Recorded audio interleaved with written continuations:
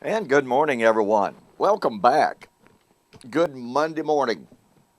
Hope you had a fantastic weekend. I did. Got to visit with our grandkids, our kids and grandkids, and of course that's always that's just always good stuff.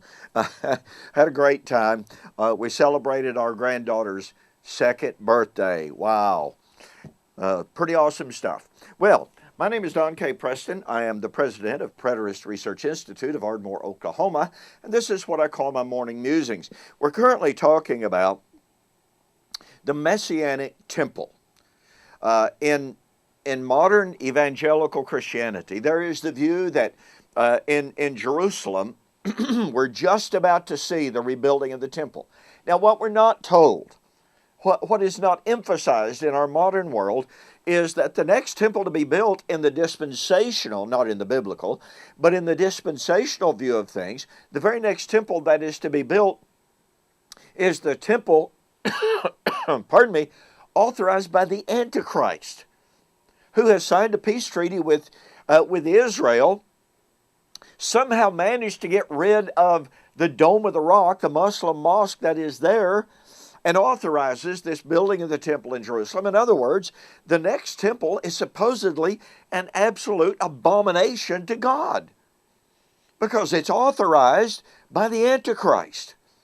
Now, I don't know about you, but that just strikes me odd.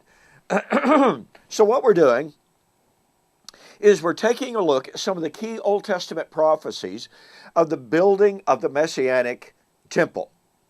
Now, we've already shown you the difficulty with this concept of four temples. In other words, the tribulation temple and then the Messianic temple.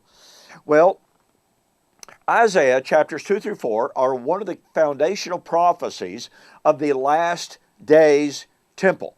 You know, in one way, it really doesn't matter if you identify this as the tribulation temple or as the Messianic temple. The Bible says it would be built in the last days. And as I have been sharing with you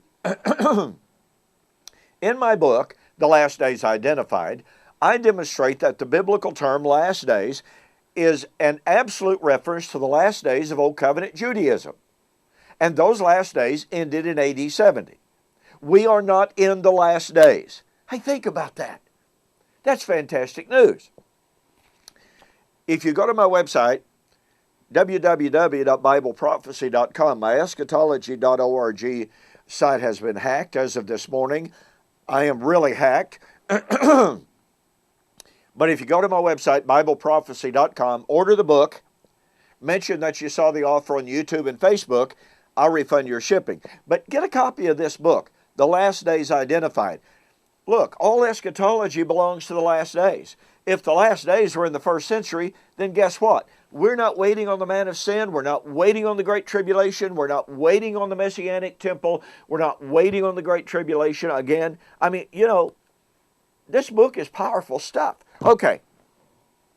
Notice that in Isaiah chapter 4, in describing in those days or in that day, the time of the building of the Messianic Temple, notice that this says, but it would be the time when the Lord has washed away the filth of the daughters of Zion and purged the blood of Jerusalem from her midst by the spirit of judgment and by the spirit of burning or the spirit of fire. Wow. Once again, we are given a very specific framework for the time of the Messianic Temple, the temple of the Lord. That was predicted back in Isaiah chapter 2 through 4.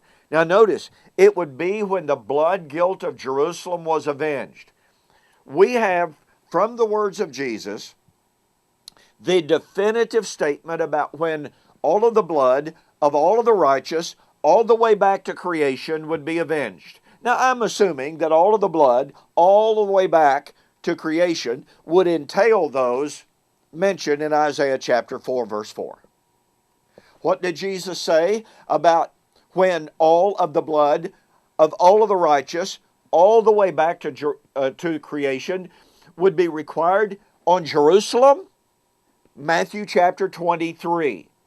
Jesus said, all of the blood of all the righteous, all the way back to creation would be required on Jerusalem in his generation. Folks, it doesn't get any clearer than that. That helps us definitively identify the last days, which, by the way, Jesus appeared in the last days, Hebrews 1, verse 1. So here we have Jesus appearing in the last days foretold by Isaiah.